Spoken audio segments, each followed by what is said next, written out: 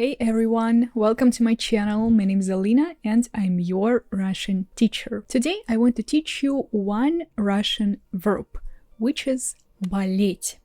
Болеть has a few meanings in Russian, and if you're familiar only with the main meaning, which is to be sick or to be ill, watch this video till the end because you can be surprised by other meanings of this verb. If you're new on this channel, don't forget to subscribe, to like, and to leave a comment for this video. And let's begin. And the first meaning of this verb, of the verb болеть, is of course the main meaning to suffer from some illness or sickness, simply to be sick or to be ill. Болеть. For example, we can say «Я сейчас болею» in the present tense. Болею. Also we can say «Она болеет гриппом».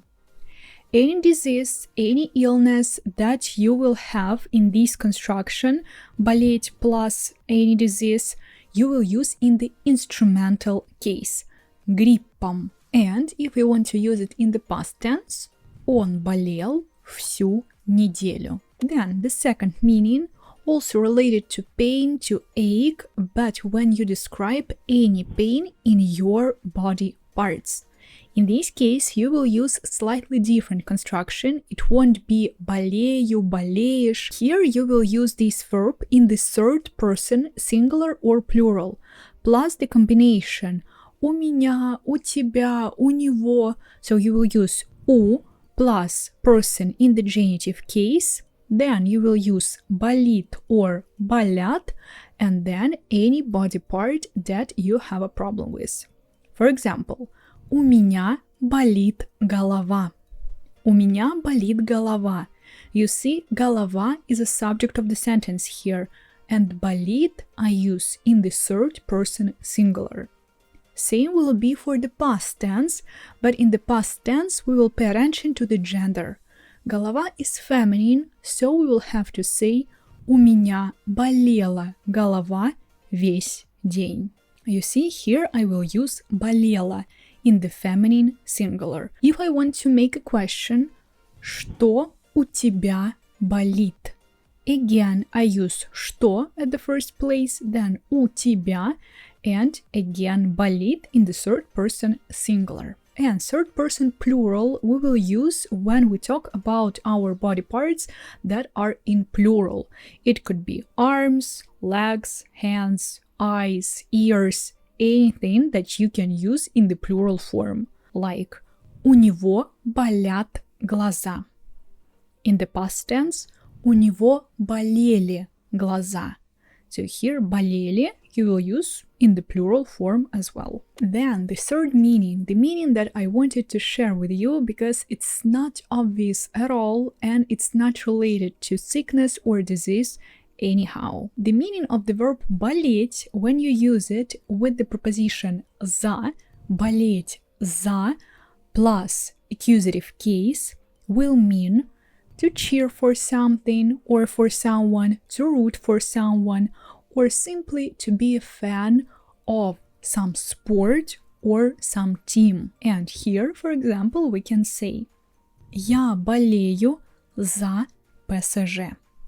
Я болею за. Always it'll be the same construction.